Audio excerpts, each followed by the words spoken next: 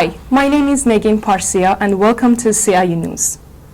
Over 60 artists are participating in the Global Citizen Festival in cities including New York, London, and Seoul. Tens of thousands of people are expected to attend, while millions are likely to tune into the broadcast.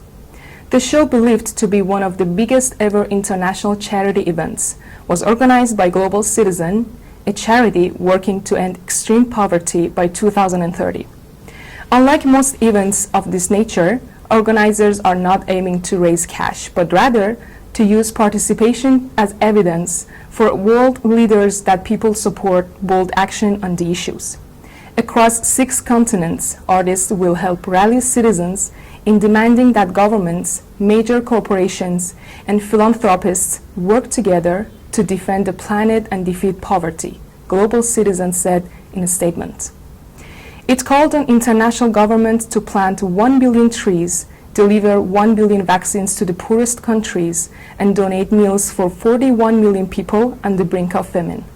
In a recorded message, USAID Administrator Samantha Power announced that the U.S. would contribute more than $295 million to stave off famine and extreme hunger, confront gender-based violence, and address the urgent humanitarian needs the COVID-19 pandemic is leaving in its wake. The U.S. will return a 3,500-year-old clay tablet previously owned by craft retail chain Hobby Lobby stores to Iraq after the Justice Department concluded it was stolen around the start of the Gulf War and sold illegally in the U.S. market. The Gilgamesh tablet, which features inscriptions in Sumerian, is considered one of the world's oldest religious texts. In 2014, Hobby Lobby bought the item for $1.65 million to display it at the Museum of the Bible in Washington, which was started by the retailer's billionaire founder and chief executive officer David Green. Iran eyes normalization as COVID vaccination drive accelerates coronavirus cases as declining across Iran, but the country is far from controlling the pandemic. The rollout of Iran's vaccination campaign against COVID-19 has gathered significant pace after months of public anger about slow imports, raising hopes of relative return to normal life in the Middle East's worst-hit country. More than 30 million jobs alone were imported during the 6th month of the Iranian calendar, which ends on Wednesday, higher than all doses imported since the last of February combined. Another 13.4 million doses were imported in the previous Iranian month, in the middle of which President Ibrahim Raisi took office. World on catastrophic path to 2.7 Celsius warming, UN chief warns countries' latest pledges to cut emissions would fail to avert distress climate change, UN report says. The new UN analysis said that under countries' current pledges, global emissions would be 16% higher in 2030 than they were in 2010.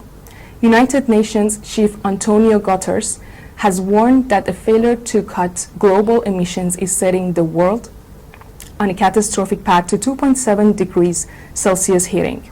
The recent report of the Intergovernmental Panel on Climate Change was a code red for humanity.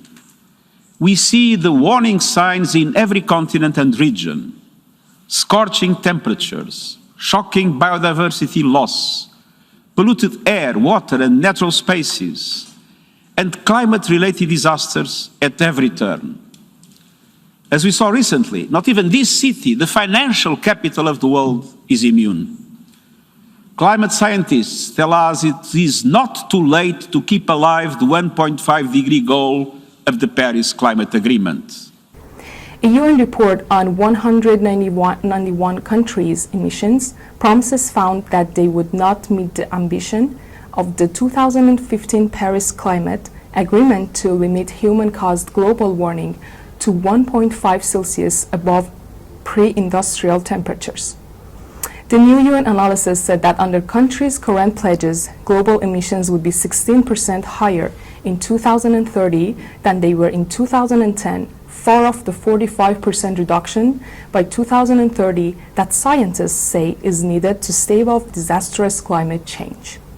So far, promised support has not arrived. The Organization for Economic Cooperation and development said on Friday it was likely that wealthy countries missed a goal to contribute $100 billion in 2020 to help developing nations cope with climate change.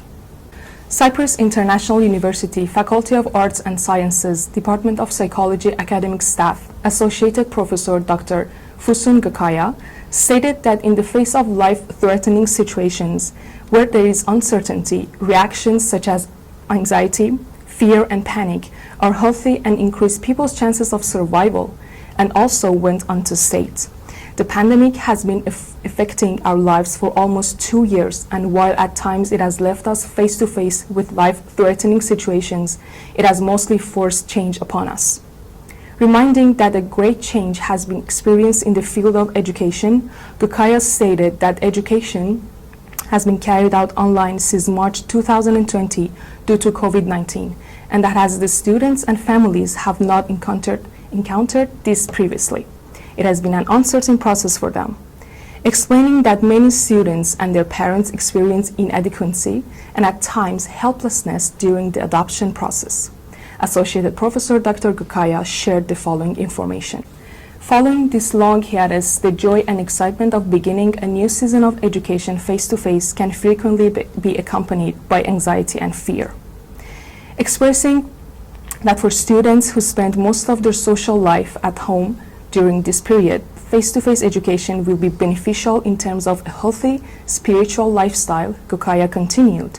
However, as well as this pandemic-related dangers of being face-to-face will be worrying for some students. Advising that anxiety can lead to difficulties in concentration, refraining from going to school and drop in grades, Associated Professor Dr. Gukaya drew attention to the importance of families increasing their awareness in relation to this subject.